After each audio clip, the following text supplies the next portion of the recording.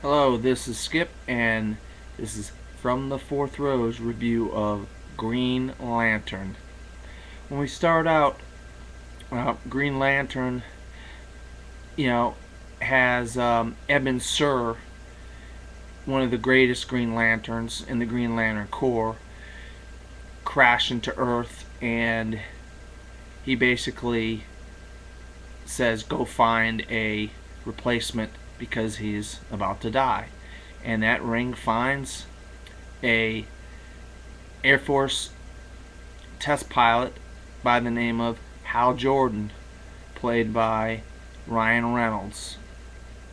Now Ryan Reynolds is, he's kind of a slapsticky guy.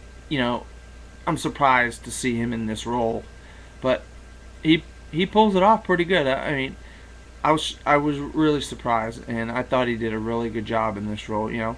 His character of Hal Jordan, he's in trouble and he causes some problems, and that doesn't bode well for his on again, off again friendship with the daughter of the owner of Ferris Airlines, Carol Ferris, played by Blake Lively. I mean, just absolutely gorgeous Blake Lively, and she pulls this.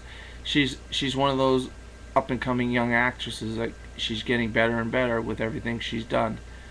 Um, and so Hal, and her get into it a little bit, because Ferris Airlines might end up losing a big military contract.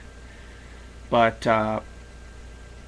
going back to the ring, he doesn't think he's should be a Green Lantern, so he ends up going to the planet O and being trained to be the Green Lantern of Sector 2314, which his predecessor Eben Sur was the Green Lantern of.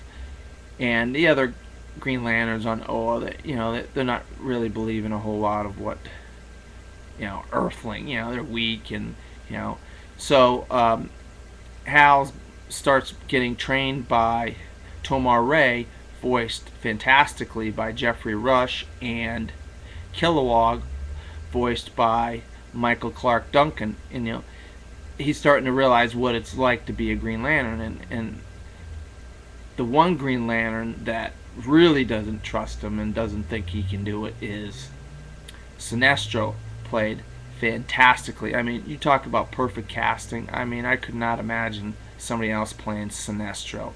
Mark Strong, once again, plays a great, we all know who Sinestro eventually becomes, but he's a good guy in this Green Lantern movie.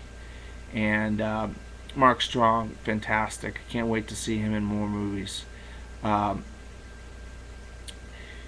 So the body of Eben Sur gets taken in by, of course, United States government, and they send a professor called Hector Hammond over to look at the body and to analyze it.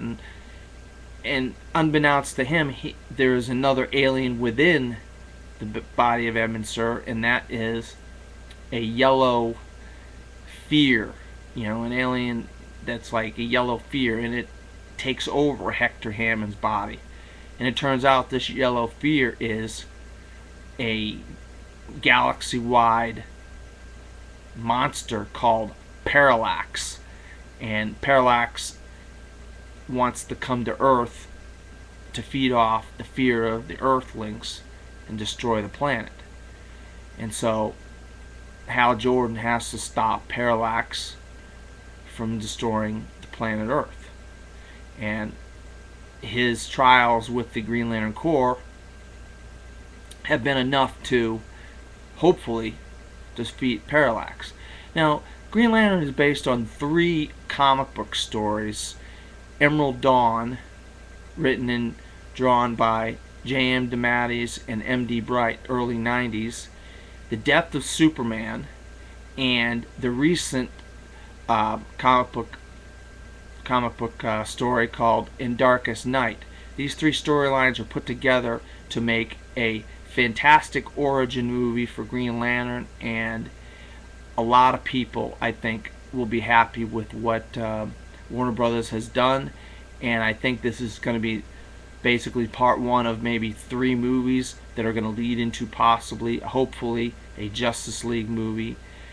You know, there is one cameo after the credits. I'm not going to say what it is, but it's a big see it from me, and I cannot wait to see more Warner Brothers movies. I think they're starting to get the idea of what Marvel's doing with their movies, and I think all the actors, Mark Strong, Ryan Reynolds, Blake Lively, everybody does a fantastic job in Green Lantern, and it's a big see it.